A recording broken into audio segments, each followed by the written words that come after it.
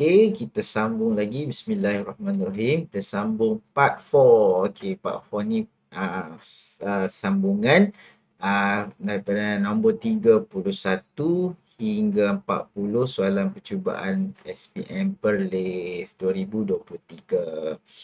Okey, mari kita tengok. Okey. Nombor 31. Apakah yang mempengaruhi kualiti resolusi bagi kamera digital dan peranti pengimejan? Okey. Apakah yang mempengaruhi kualiti resolusi? Okey, kualiti resolusi ni cikgu ambil daripada tingkatan 3. Okey. Cikgu ambil dia punya daripada buku teks tingkatan 3. Okey. Kat sini jawapan dia ya. Iaitu, cikgu zoom sikit.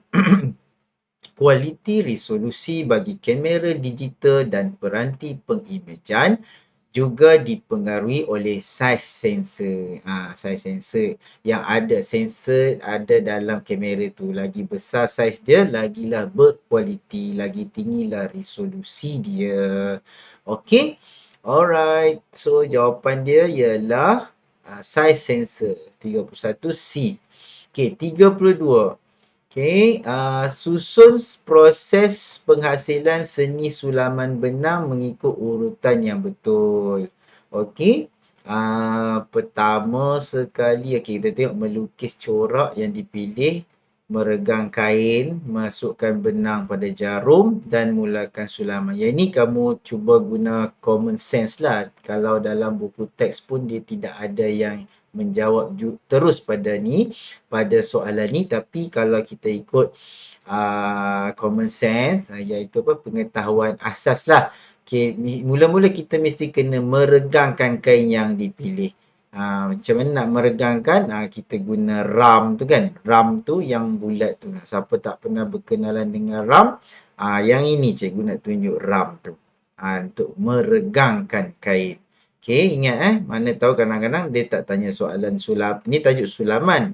Okey, tingkatan 2 dia tak tanya pasal proses teknik, dia tanya tentang alatan. Okey, ini adalah ram meregangkan. Okey? Okey. Kemudian lepas meregangkan, barulah dia boleh lukis corak apa nak dilukis, nak dihasilkan atas kain tersebut. Kemudian kita masukkan benang pada jarum. Kemudian barulah kita mulakan sulaman. So, jawapan dia 2, 1, 3, 4. B lah. Jawapan dia B. Okey, kita pergi soalan 33. Apakah teknik seramik yang menggunakan mesin pemutar? Mesin pemutar. Okey, kita nak ulang kaji sikit tentang seni seramik di tingkatan 3. Okey. Okey. Yang ini cikgu dah compilekan ke 5 teknik lah. Okey. Ini 1, 2, 3, 4, 5. 5 teknik seni seramik. Yang pertama iaitu teknik acuan. Okey. Kenapa cikgu nak ulang kaji ni? Sebab cikgu anggap salah satu teknik ni akan ditanya cikgu ramal lah kan. Macam tu lah. So, kamu kena kuasai 5 teknik ni. Teknik acuan, okey. Dia ada bekas acuan dia. Lepas tu, dibentuk tu mengikut bekas acuan tersebut lah. Okey, yang pertama teknik acuan. Yang kedua, teknik picit. Dia picit-picit. Okey, kita tengok kat sini lah. Dia mula daripada macam ni. Seketul, seketul tanah tu. Yang berbentuk spera ni dipicit, jadilah semangkuk. Okey, so teknik picit. Senang je kan nak faham. Okey, yang ketiga, lempak alin. Okey, lempak alin ni dia pakai satu mesin pemutar kat situ. Nampak tu mesin pemutar dia. Dia pusing. Tangan kita tu manipulasikan bentuk tadi, kita panggil bentuk do tadi tu. Jadilah bentuk acuan. Jadilah bentuk seramik yang kita nak lah. Tapi dia pakai mesin pemutar. Okey. Okey, kemudian teknik lingkaran. Lingkaran ni kita buat golong-golong-golong panjang. Lepas tu kita pusing yang kita buat tadi apa tu yang kita silinder kita buat panjang-panjang tu lah. Okey. Kita boleh pusing-pusingkan. Ni teknik ni dinamakan lingkaran. Okey, kemudian teknik kepingan. Kita potong sekeping-sekeping, kita buat bagi rata cantik je. Lepas tu kita potong sekeping-sekeping, kita cantumkan. Okey, ni ulang kajilah. Tapi soalan tadi yang teknik lempak alin tadi menggunakan apa? Mesin pemutar tadilah. Okey. So, teknik seramik yang menggunakan mesin pemutar ialah A lah, teknik lempar alin. Okey, ini soalan 34. Manakah proses menganyam tikar yang betul? Okey, menganyam tikar yang betul ni, kita kena ada 5 proses dia. Ada 5 proses dia. Okey, macam mana kita nak buat ulang kaji sikit? Apakah 5 proses tu? Okey, ni cikgu dah buat formula dekat kamu semua supaya kamu dapat ingat ke-5 proses ni lah. Menggunakan akronim LAP sikit. LAP sikit. Kamu macam mana nak ingat? Kenapa kita ingat LAP? Okey, sebab anyaman tikar selalu tertumpah-tertumpah kan. Kita selalu lap kan, lap lah permukaan tikar kita tu. So kamu sekurang-kurang ingatlah untuk exam ni lap sikit. Lap SKIT lah, lap sikit. Okey, apa dia lap sikit tu? Okey, dia mesti bermula dengan lagang. Lagang ni kita nak benda pun melagang ni kita nak bagi balancekan anyaman tu bagi center dia tu. Kita dibuatlah bentuk V macam ni. V ni untuk melagang. Nak bagi, dia panggil apa? Bagi bahagian sama panjang lah bagi center. Melagang. Okay. Ingat L, mula L lagang. Lagang tu bagi center lah. Okay. Okay. Kemudian anyam. Anyam kita dah tahu dah. Anyam anyam. Kita anyam atas bawah, atas bawah, atas bawah. Lepas tu P. Pepeh. Pepeh. Pepeh ni ialah lepas kita anyam, mestilah ada penghujung dia. Penghujung itu ialah kita nak mematikan penghujung dia tu, iaitu kita menganyam bahagian tepi. Bahagian tepi tu. Bukanlah mati terus macam mana. Tapi kita nak bagi ada tepi lah. Kalau kita anyam tanpa henti, maksudnya sampai bila tikar tu akan berhenti. Saiz dia lah. Saiz dia membesar lah. Okay, so itu proses tu. Pepe. Okay. P. Lepas tu S. Lepas tu pula kita sisip. S tu sisip. Sisip tu ialah menyambung helaian yang pendek dengan menyisip helaian tersebut. Okey lah.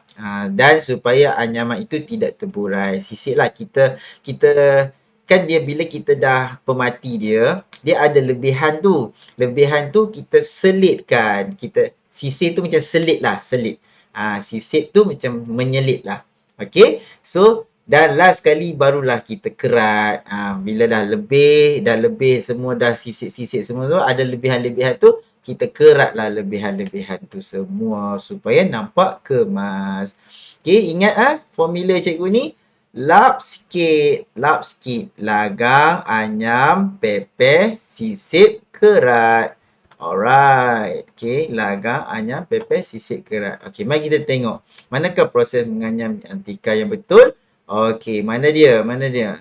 Lap sikit. L-A-P-S-K. Alright, ini dia. Okey, jawapan dia C ya. C. Okey, lagang, anyam, pepeh, sisip, kerat. Alright. Harap-harap ingat tau.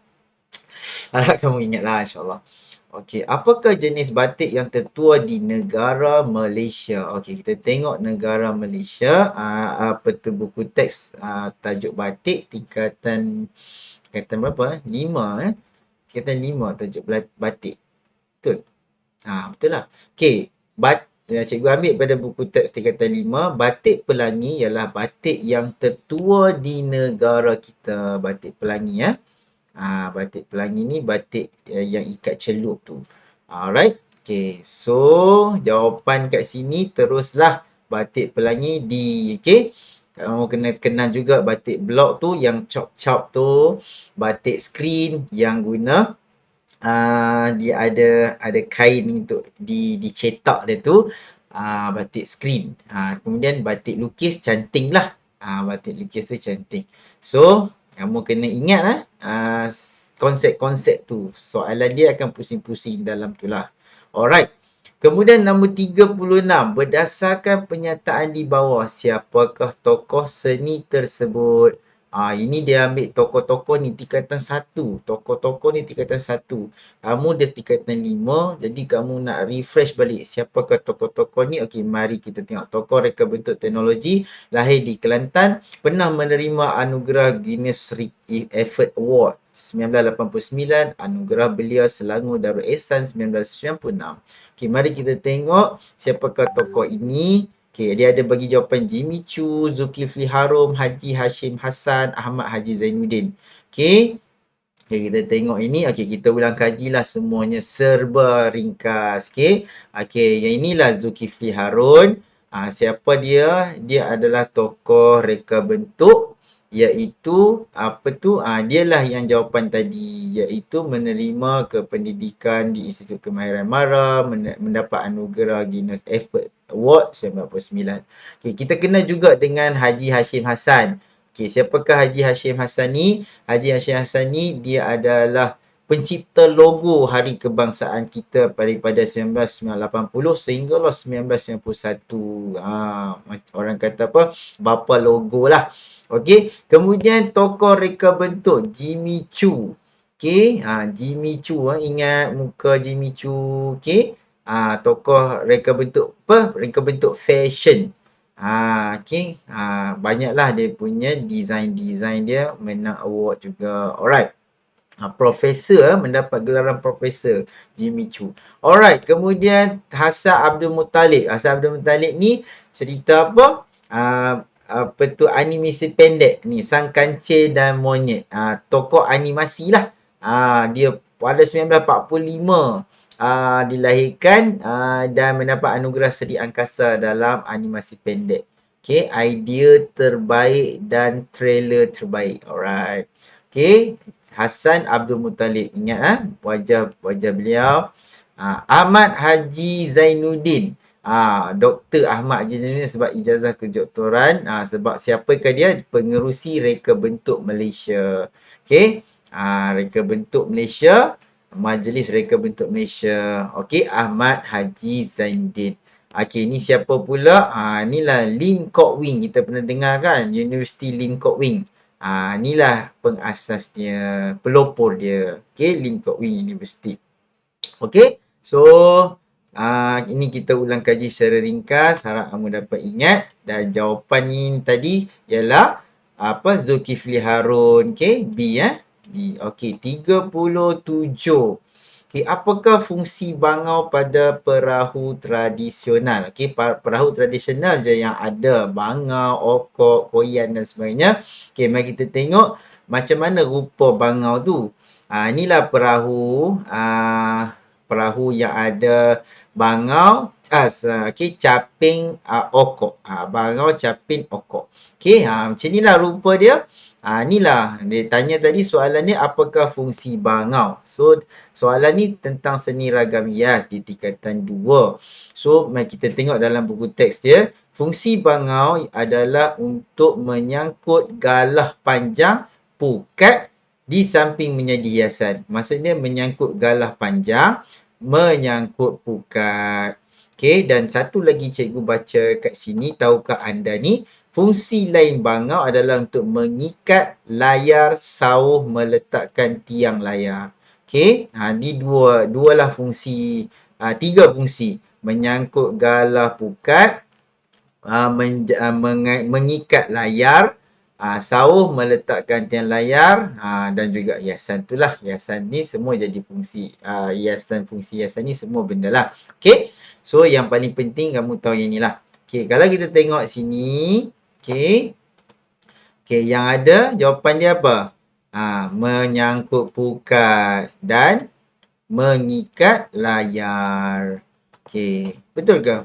Mengangkut pukat dan mengikat layar. Okey. Ni ya. So, ingatlah dua-dua ni mengangkut pukat dan mengikat layar. Alright. Kemudian seterusnya ialah okey. Berdasarkan gambar rajah, apakah nama perhiasan tersebut? Perhiasan tersebut ialah, okey, mari kita tengok nombor 38. Okey, perhiasan itu ialah, mari kita kenal lah perhiasan diri masyarakat Melayu. Okey, inilah jawapan dia, sanggul lintang. Tapi ambil cakna juga, gendik macam ni rupa dia. Cucuk sanggul macam ni. Kerongsang berantai macam ni. Anting-anting. Okay. Gelang tangan. Subang. Tali pinggang. Gelang kaki. Kalung papan. Dokoh dan pending. Okay. Bacalah sikit dia punya dekat mana dia duduk. Okay. Pending dekat tali pinggang. Okay. Dekat kepala tali pinggang. Dokoh dekat dada. Okay. Cucuk sanggul dekat mana, gendik dekat dahi kan. Alright. So, kamu ambil cakna, ambil tahu. Supaya nanti kalau dia pusing-pusing soalan apa pun, kamu boleh jawab. So, jawapan yang ini ialah cucuk sanggul. Okay, cucuk sanggul. Alright. Cucuk sanggul pula. Sorry. Sanggul lintang. Cikgu pun tersasa pula. Sanggul lintang. Jangan jawab cucuk sanggul. Sanggul lintang. Ni ni. Yang tadi Okay. Sama kan? Okay. Alright. Sorry. Okay. 39. Apakah nama alat kebesaran diraja di atas? Okay. Dia bagi jawapan cogan alam. Macam mana rupa cogan alam? Cogan agama. Keris panjang diraja. Keris pendek diraja. Okay. Mari kita tengok. Ada 4 jenis ni. Alright. Mari kita tengok. 4 jenis ni. Alright. Nombor 39. Okay. Ni dia rupa dia. Ini dia rupa dia cogan alam macam ni. Dia macam tongkat. Okay. Tapi dia ada inilah. Ada bahagian yang dia design besar macam ni kan. Okay, ini cogan agama. Macam ni rupanya.